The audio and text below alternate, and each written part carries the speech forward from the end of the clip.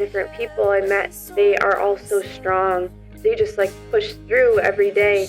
And so that's kind of how the name I Love the Way You Lyme came to be about, because it's like I love the way that you're handling this disease. Good evening. My name is Andrew. What if it's morning for the people listening? And this is Michaela Walz. Hi, yeah, I'm Michaela Sheranko Walz. She doesn't change her name. And I am the creator of I Love the Way You Lyme. This is the I Love the Way You Lyme podcast. This is the very first episode 01. If you're wondering why we keep looking up, it's because we're looking at each other. This is also a test to see if we like doing podcasts, because if we do, maybe we'll start our own. Okay. All right, cool. So I'm going to explain what this podcast is about. So we are going to be interviewing the artists and business owners and creatives who are a part of the I Love the Way You Lyme Artists and Creative Initiative, or Artists and Collective, Creative, whatever. And so we will be doing a podcast with each artist or business owner so people can get to know them better. And we'll share a little bit about their story, about their Lyme story, feature any projects they're working on or their businesses. And then we'll talk about recommendations that they have that have helped them get through Lyme, or that help them get through Lyme if they're still treating.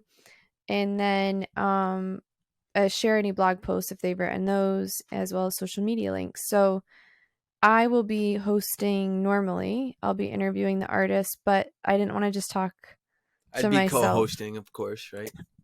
for this episode. No, I am the host. You're the host for this episode, but you're not going to. You're the guest. I'm saying you're not going to be right, on any of the other ones. Guest. So anyways, Andrew's stepping in to help because we are kicking off the 2 weeks of Artisan Collective, sharing my story and my stuff so people can get to know me a little bit, and then also be kind of like the trial run to see how it goes. So okay. All right, host. I'm taking co-host now. Ask me the questions. Who's your guest? Me! You can't be the co-host and the guest. Oh, that's true. Okay, fine. All right. All right, so I think with this being the first episode, this would constitute as a good opportunity for you to talk about yourself, kind of your bio, your background, who you are, why. I know this is a lot of questions, but why you're doing this, and I got some more stuff coming too. Okay. So my bio, or like, yeah. Who are you? Michaela. Okay. Sheranko Walz. When were you born? You want to talk about your age? No, People I don't want to get your age to the date we post. All right. So I'm a musician. You know this. It feels weird telling you stuff that you already know. Oh my gosh. I'm a musician, and I started I Love the Way You Lyme, which is, if you don't know, we're a nonprofit that raises money to help pay for treatment with people with Lyme disease. And then we also throw benefit shows. That's how we raise a lot of the money. And then we also can you hear Charlie snoring?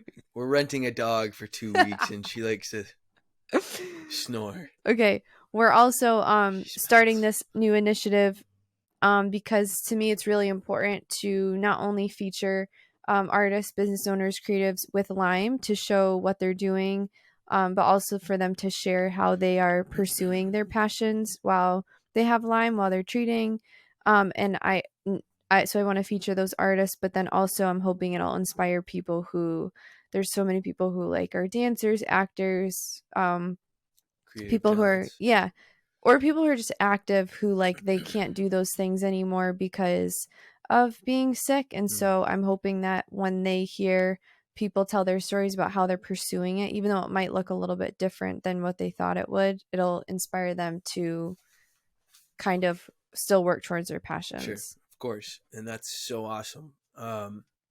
Can you tell me a little bit? So I think a lot of the things that you talk about when you talk about Lyme, there might be not a real grasp and understanding of the disease itself. So I would like you to A, talk about that, but B, start from the beginning of your life and quick summary overview. I know there's a lot of detail in there of your health complications and what you've kind of gone through. Okay, so there's so much to explain about Lyme, but I feel like it's best to just explain personally what I went through. Sure. So looking back now with the doctors I've had recently, they believe that I have had Lyme since I was a kid, but it might have shown itself as pandas, but I never got tested when I was that young. And what is that? That's an autoimmune disease? I believe so, and I know that it is linked to strep throat all the time and also Tourette's, I believe. Okay. So basically, in the very beginning, my first 5 years of life, I was sick. I had a hole in my heart. They didn't know, so I was on antibiotics for 5 years, which basically we believe shot my immune system. So maybe I got Lyme during that time. We just don't know. And then, so I was sick until 5. I was always sick as a kid, like with colds and whatever. Then in 5th grade, I got my tonsils out because I had strep throat so much. And that same year, I got diagnosed with Tourette's. It was really mild, though. It was like in my shoulder and eye. And I don't like to point it out just in case it shows up. It out, but so a really mild case of Tourette's.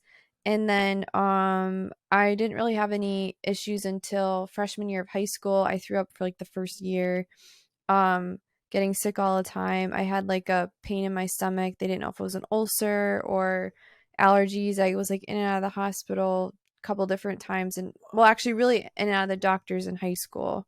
I didn't really do the hospital, I don't think, till after, or maybe my senior year I went in once. And then once I graduated, it was the fall after I graduated. I just remember the day I came down with the body pain. So it was like in my joints, nerves, muscles, every part of me. Went through a bunch of testing. So what did that feel like, though? Body pain. I know that you talk about it often, but what can you compare it to for someone who, as best as you can, obviously that was a long time ago when you first started feeling it, and you might not know what it feels like to not have it. So to your best ability, what do you think it compares to? The muscle part feels like when you've done a full body workout and you're in so much pain the next day. Okay. So it's like the muscle pain. The bones is like tightness. When someone talks about like arthritis, like when everything just throbs. The nerves, I don't know. I just know I have it because when I'd have those episodes, I wouldn't have the nerve pain, which they don't know. Remember, they said if something like switched over in the brain. Sure. And then, So, okay. So keep going, but I want to touch on the episodes at some point. Yeah. So, okay. So when I was 18, that pain started again, like in and out of doctors, no answers. I got diagnosed with rheumatoid arthritis at one point. At one point, they thought I had lupus. Fibromyalgia was a diagnosis. Depression was like a diagnosis I kept getting. They thought that's why I had pain or something. I was put on like a couple different depression meds, which really messed with me. And is this cycling through a bunch of different doctors? Yeah, so many different doctors. Okay. In the area? Because you're from Massachusetts, right? Yeah, then I did go to some when I was in Nashville too. But yeah, in the area in Boston. Okay. I think I went to one of my grandmother's doctors that she had up in New York, like New England area, I guess. Okay. Okay, and then so I had the body pain, and then it wasn't until January of 2017 that I got a Lyme diagnosis. I had been trying to get tests from my doctor in Nashville, and she like refused to give me the tests. And so I got a test from a doctor up in upstate New York, the Western Blot IgG IgM through IGeneX. What is that? It was like, it's called like the Western Blot IgG and IgM. There's IgG, 2 different type of Lyme tests, I think. Okay. So those both showed positive. That led me, and then I ended up going to a doctor in Canada. I did homeopathic through her. That was making like my hair fall out and was making my memory really bad. How old were you at this point? I think like maybe 22. Okay. And to touch on it, why is it that the your doctor in Nashville didn't want to test you for. She said it wasn't like prominent there, and I was like, well, I'm from New England, and she gave me one of the basic Lyme tests, and Sure. she said you have to wait, I think it was like 5 or 6 months until I get a follow-up one. So from what I've learned, and I've heard a lot of people say this, the basic Lyme test they give you in the doctors like isn't really accurate. Sure. I think in general blood tests aren't that accurate, but the IGeneX one I think maybe are the most accurate. Okay. Mm-hmm. So tested positive. Yeah, I went to a bunch of 22. different Lyme doctors. And so this I did is while you were living in Nashville. Okay. Yep, I would travel home to go to Canada. That was not working out for me. So then I was also on a round of doxy at one point, and then through a mutual friend, I got connected with a doctor in Los Angeles. She was really awesome. She did a mix of homeopathic and antibiotics and like some different infusions and stuff like that. That was working for me up until I took one of the antibiotics that crossed the blood-brain barrier, which I'm pretty sure it wasn't supposed to.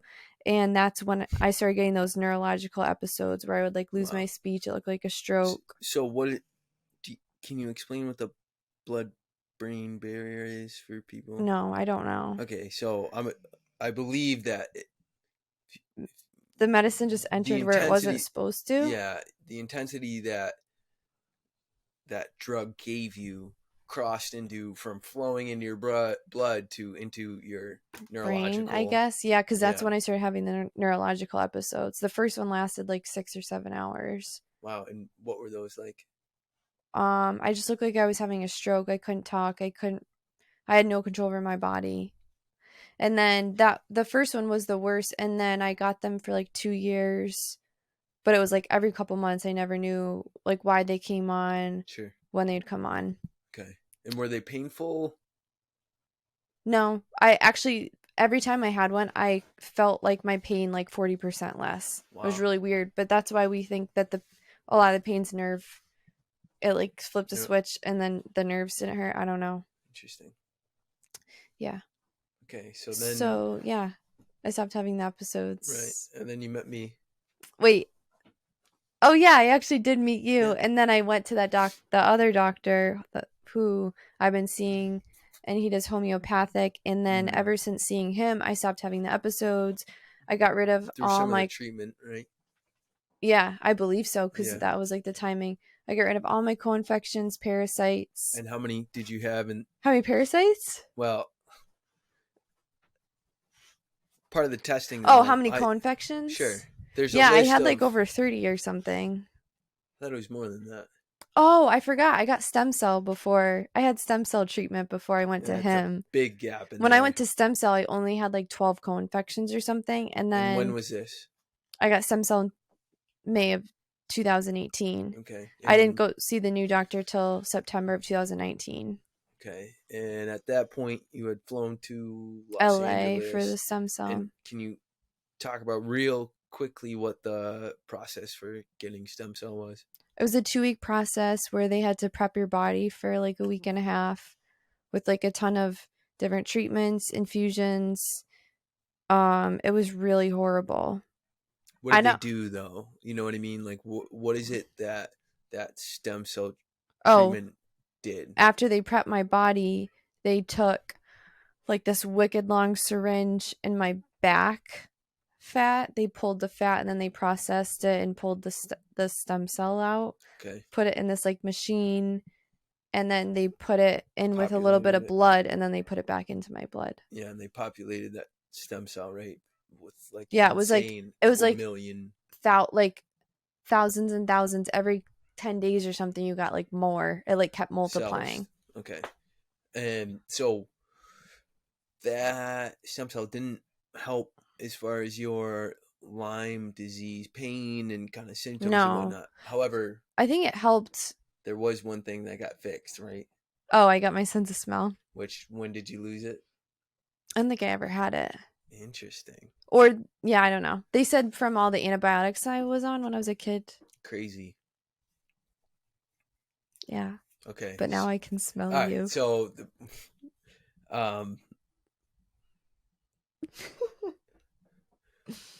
back to the jump to your doctor that. Yeah, so I did stem cell and then I didn't treat for like a year and a half. I was still having the episodes after stem cell. The only thing I noticed was my smell came back after that, but we do believe at some point it might help me because I was in really, really rough shape before stem cell. So I think it did something. Down a bunch of weight, right? Yeah, and just like the way I functioned. So then I started seeing the homeopathic doctor that I'm with, and I've been seeing him ever since 2019, so I guess that's 3 years. And I also last year did neurofeedback for like trauma, and what else did they do? I was having like basically panic attacks all the time. Right? So I believe that going into that treatment, the kind of synopsis of it was that you'd been taking a lot of meds and a lot of treatment from your doctor. However, the idea was that it was not working sufficiently and as well as it should have been, specifically because you had issues with neurological communication in between some of the areas. Oh, yeah, that's why my brain wasn't healing, was because of the trauma, which and is like where we yeah. think the Lyme resides in. Mm-hmm. And so prior to that treatment, I noticed that you were getting, your anxiety levels were extremely high, preparing for worst case scenarios at every moment. Even when we were which like is at home interesting. on the couch. I know you were overthinking a lot of things, and you were struggling with some past trauma that you had Yeah. that just came into your life, really manifested itself. And so how many weeks did you do treatment? Which it's going. I think we started in I don't know. Well, so I didn't get my memory back. Dr. Roseanne was the doctor that really helped you out, and I know that made a significant difference in the way you kind of communicated. You were using 40 sessions, right? 40 sessions, I think it so. was, which were very easy. You pretty much go into the office, you watch a movie, and it slowly maps your brain to communicate to the sections that at the time were not communicating. And she's an incredible doctor, and Yeah. she really I like helped highly you. recommend to anyone who has like neurological problems. Yeah. Well, the other thing I liked is she's been working with people with Lyme for like 20 years. Yeah, Her son has forever. Lyme, so Yep. she knew Lyme like stuff really well. Right. But yeah, I believe that she got me to a point where my body, like, got my brain to a point where it's healing. Right. Still. Yeah. I guess. And right. Which is interesting because most doctors that you do go to have a tough time really understanding what you're going through. Because I know a lot of people do as well. I mean, I was one of them. You said when I found out you had Lyme disease, I'm like, oh man, like, gross. What? She got bit by a tick. But I don't even know if I did. I mean, I'm sure he did, but right. I don't know. Whatever. Well, okay, yeah, so that's my medical. Okay. That was kind of long, but that's okay. Okay. So what is it? I got a couple questions here. So what is it that you do kind of for business? Like, what is your life? What do you do? I'm married to you. That's a full-time job. That's full. That I do overtime work. Best thing job and out there. And the overtime pay is. Anyways, So, Michaela, so I got some questions for you. What is it that you do? What is it? Some like business, job? What do you got? So besides, like you said, being married to you, I'm a musician, And a lot of my time goes towards planning stuff for I Love the Way You Lyme, building out like some of the projects and initiatives I'm working on, our Between Two Walls stuff. So like our restoration project, that's some of my time. Writing, I write a lot about having Lyme, which I don't know if people would necessarily know it's about Lyme, but recording with my band when I can, playing shows when we're able to, and then I do a marketing job on the side part-time. Okay.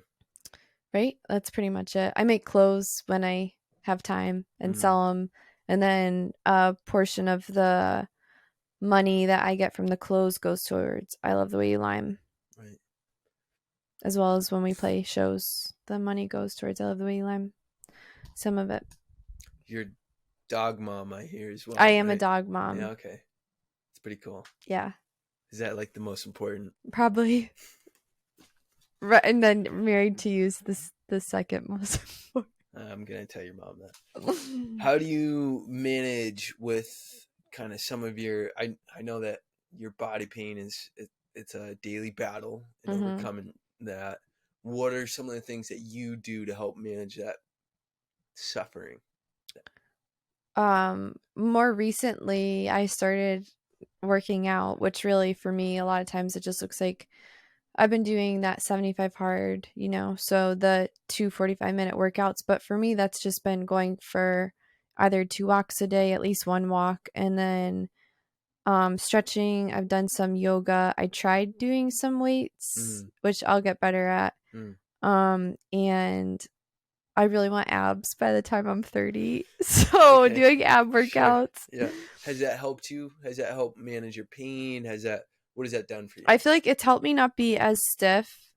And it's definitely helped with my mindset, because if I work out and I'm like how you work out and you're in pain, like sore from if I'm more sore, then I just think it's because I worked out. Like somehow mentally it's helped me manage the pain, I think, a lot better. So we'll see what it's like in winter, because winter is usually the worst. Winter's coming. So, all right. So this page that you're creating for your I Love the Way You Lyme collective and whatnot, right? What are some of your favorite?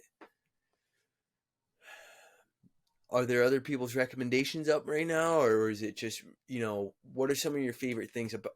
I guess what are some of your favorite things about the page, and what is it that you recommend people follow as far as a consistent living with Lyme? Yeah, on each artist treatment page they'll be released as the artist week is shown. So right now just my page is live, and then in 2 weeks we will have another artist, so then her page will be live as well. And so for each artist I asked that they would give recommendations or favorite products that have helped them through their Lyme journey. That's awesome. So for my recommendations, I have like a bunch, but I'll just list a couple.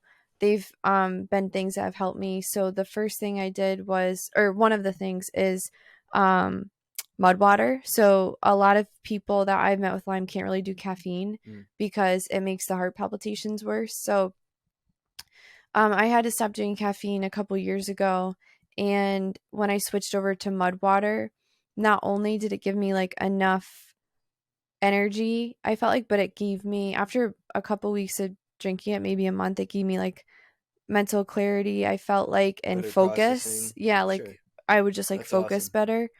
And what is it, real quick? Mud water. Yeah. I can't. It's like turmeric, Is it cacao, a bunch of mushrooms. Mushroom base? Yeah, most of it's mushrooms. So I highly recommend looking it up. It's amazing. So that's one of my top products, I would say. And then the Kangen water from the Enagic machine. Yep. That was huge for me. We haven't had it being on the boat, but that's helped a ton with inflammation, energy. We're working on it though. Detoxing, right? Yeah. That's like one of my top things. Even for the while I wasn't treating after stem cell, I was using the Kangen water, and literally I would like pass parasites and stuff like that. And I know that might be TMI, but if someone with Lyme's listening to this, that's not TMI, because they're used to talking about that stuff. No, that's TMI. So Kangen water, and then a couple books I listed. So one of them was Uninvited, which people can look up, and the other one is The Hard Way. And in The Hard Way, they actually talk about the 75 Hard, which is what I'm doing now. But The Hard Way was like really good book to read for anyone who has like been wanting to accomplish stuff, but they're having a hard time getting started or not believing in themselves. Okay, that's really great. And some of those recommendations, so that's going to be on your website so people can view and kind of see. And is there going to be a brief explanation of everything? Yeah, kind so of why it's your favorite? Each product or supplement's listed, and then a little description about it, and then a link to go purchase it wherever it's you can buy it. Yeah. Okay. And on this website, there's blogs as well where people can kind of write about a specific topic. Yep. Is there ones that you have done so far? I only did one so far. I'm going to be writing more. So hopefully every artist will write a blog, or creative, even if they're not an artist. I am encouraging people to write blogs because I feel like it's a good outlet. So my blog I wrote was from, I think, 2 years ago. I do need to write a new one, but I want to talk about this blog specifically because I felt like it was, I don't know, kind of funny. But I believe the title was like something like why Justin Bieber having Lyme validates Lyme or something like that. Which since then there's been a couple other celebrities and people that have come out talking about their Lyme journey. Can you name some of them? Shania Twain, her more recently, which people I think knew, but she shared it on her documentary. Avril Lavigne, people have known, but she, the same thing. She like released a couple songs on her album about it. But I felt like, so not that people didn't believe them, but I just felt like Justin Bieber was, I remember at the time feeling like he was like one of the most mainstream people. And for me, it just felt like almost like in a weird way, a full circle moment, because I don't know where these people stand now, but for the longest time, like people just didn't believe I had Lyme. Not everyone, but there was like specific people who like are like nurses in the medical field who, like, anytime I would talk about it, they would just like walk out of the room, or it would be like this weird elephant in the room when I would like constantly be sharing it online. Not because I wanted people to talk about it, but because it was what I was going through. And I wasn't looking for them to validate me, but it's really hard for someone when they're going through something, for someone who's in the field, that they're like in the medical field, to deny or act like, she says she has Lyme, but look at her videos. Clearly it's not Lyme. It's like, okay, well, you tell me what I have, because I've been in and out of doctors and I keep getting this test result. So, anyways, when he came out with saying he had Lyme disease and he did like Justin his short, documentary or docuseries on it, I was like, wow, maybe people will like watch this and be like actually believe people who have Lyme that they do have it. Right. So, yeah. Okay. Did you read my blog post? Of course, I read everything you do. I'm obsessed. Social media. What do you kind of use it for? What do you got? Is there anything that people can benefit from visiting them? My main pages I would share would be obviously the I Love the Way You Lyme. Right now, I'm the only content person behind it, although I do have some people helping me create the content. So that's the best place to connect with me for people who have Lyme, because I specifically only follow, as far as I know, people who have Lyme on that account, so that I can keep like track of everyone, and it's just like a good way to funnel through. Fluke is where I share all my music stuff. That's a good place to follow, because then you'll hear the songs that I write about Lyme, and there's like a couple things I have coming up to do with Fluke and I Love the Way You Lyme. So here's a good thing. I don't know if I wrote it down, but when this podcast is out, my song Pity should be out either that day or the next day. And I have a music video for it, and the music video is kind of like a vlog style, and it's basically kind of showing part of my medical journey And that's the reason I wrote the song Pity, was kind of from my perspective of like going through Lyme for so long. So I felt like it worked to have my medical journey as the music video. But we are doing this thing that I'll be announcing on I Love the Way You Lyme, where there's my version of Pity the music video, but then we're hoping that people will want to partake in an I Love the Way You Lyme version. So where you saw like videos of my medical journey, instead we'll share videos, pictures, like captions of other people's medical journey. Sure. And I'm just hoping that it'll help bring awareness to what people go through. And what is the goal? What is the goal for all of this? For like the awareness part or the video? Sure. I would say the biggest part for this specific like video is awareness. Not when we do the shows, that's for awareness, but that's also to raise money. But like when someone could sit there and tell you about their symptoms or whatever, but if you see like videos of them going to doctor's appointments or if they're having episodes or whatever, to me that's like way more impactful. When I was sharing, I only ever put 3 vlogs out, and just from sharing those 3 vlogs of my journey with Lyme getting diagnosed, that's how I Love the Way Lyme started. Right. Because so many people reach out. Many people reach out. I had like, that's why I Love the Way Lyme started, because there were so many people who were either asking for help, they needed community. Like I really started it and I didn't know what I was doing. Sure. I just knew that this was like a big pain point. So to me, like visuals they're so powerful. And so I'm hoping that people want to partake and send in their videos and agree to like be part of the I Love the Way Lyme video. And you've helped so many people through all of this stuff, and your gifts and talents, they've really just kind of, I don't know. All right. So I think that's pretty much the conclusion of this. Okay. Yeah. What are you cooking for dinner? We already ate dinner. That's right. Dinner number 2. Okay, so I hope that we get a chance to do this again sometime. And good day, sir. Good day, man. Okay, so I will now. Can you give me the host permissions? So I can properly close this out. I'll give you co-host permissions. Okay, fine. Okay. So this was the first episode of I Love the Way You Lyme. Stay tuned for the next upcoming episodes. We have the next few ones will be Lauren Murphy. She's an author. Fontaine, who's a musician, and Sam Bean, who's a photographer. We have other people too in the lineup, but those will probably be the next 3. So keep an eye out for those. It'll be pretty much the same format, asking the same questions, but hearing their story. So yeah, thanks for listening. If you listened this far, I know my mom did. So thanks for listening, Mom. She's the best. And bye.